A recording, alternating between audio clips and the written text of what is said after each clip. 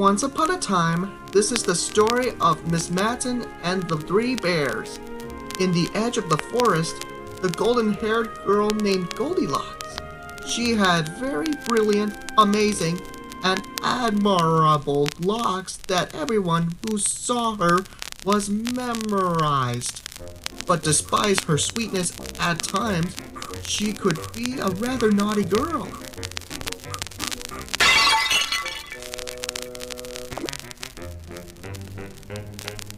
Oops.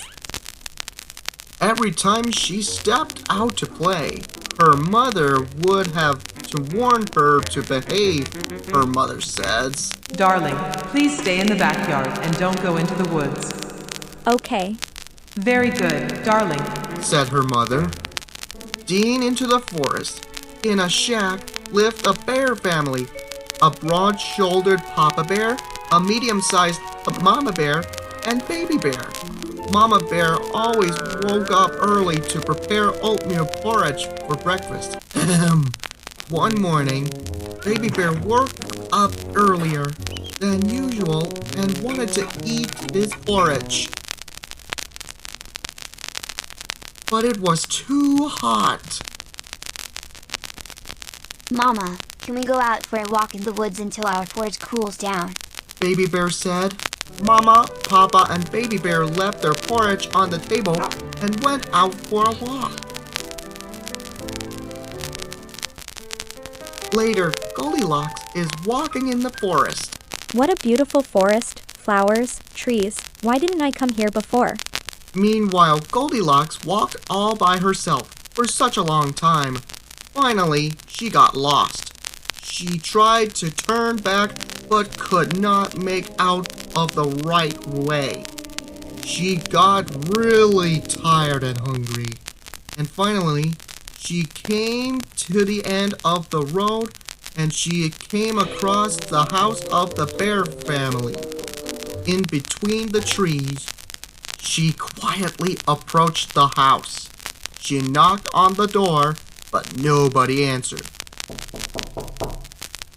Then she looked through the window. She saw 3 hot, steamy plates on the table. Wow! Food! I'm so hungry. She went back to the door again, and this time she knocked. Hodge!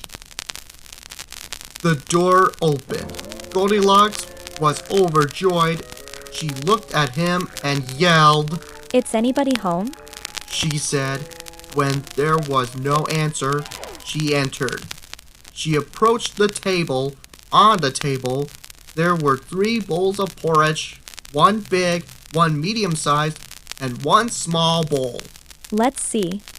She was so hungry, she wanted to eat the big one first. Ack! It's too hot. She immediately reached for the medium bowl, but she did not want to eat this either because it was too cold. It's too cold.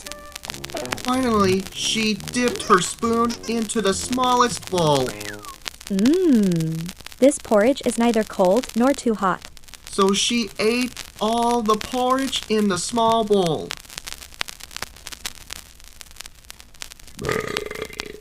When she was done with her breakfast and felt full, she wanted to sit on one of the 3 chairs in front of the chimney for the rest of a while.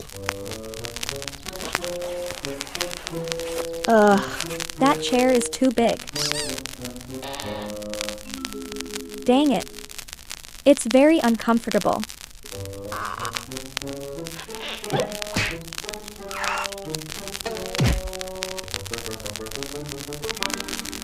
What a comfort. Ouch! My butt! She walked through the next door, and here there were 3 beds, a big one, the medium one, and a small one. It's too hard. Too soft. So she lay down on the 3rd and smallest bed. This one was exactly her size, and she was very comfortable. The bear family came back home. Papa Bear had some wood with him that he collected for the chimney. Mama Bear had fresh berries, and Baby Bear just could not wait to have his porridge. When they arrived home, they went straight to the table. Papa Bear had a look at his bowl, and he was so angry. Somebody touch my spaghetti! He said.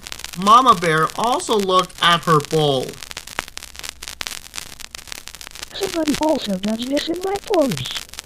And Baby Bear's bowl, it's empty. That somebody also tasted my oatmeal porridge, but not only tasted it, and also ate it all. Papa Bear noticed his chair in front of the chimney. Somebody sat on my chair. Look, in a different spot. Somebody also sat on my chair. Somebody broke my chair. Ahem. In the next door, they went to the bedroom. Somebody lay on my bed. Look how it's undone. Somebody I don't mind to. Somebody lay down on my bed too, and still sleeping. Papa Bear walked next to Baby Bear's bed and saw that someone really was sleeping in his bed. Slowly lifted up the blankets, and they were really surprised to see a little girl sleeping in the bed. What is a little girl doing in our house? Tell this little girl to get out of my bed now. Waking up to Baby Bear's crying, Goldilocks saw these three bears in front of her. And she ran out of the room in rage. She went out of the house and started running without looking back. She got breathless from running, but she did not stop. And she didn't even know which way to go. Gosh, I'm so scared. Right at that moment, she saw her parents coming across from the forest. Where are you? When she didn't end up going back home, they went out looking for her. Goldilocks was very happy to see her parents. She ran and hugged her mother. Mama! We were so worried. Are you okay? From now on, I will always listen to you. I will never leave without leaving you know. Goldilocks hugged her parents really tight from that day on. As she promised, she always listened to her parents and did nothing without having their permission. She was a well-behaved and kind girl forever. The end.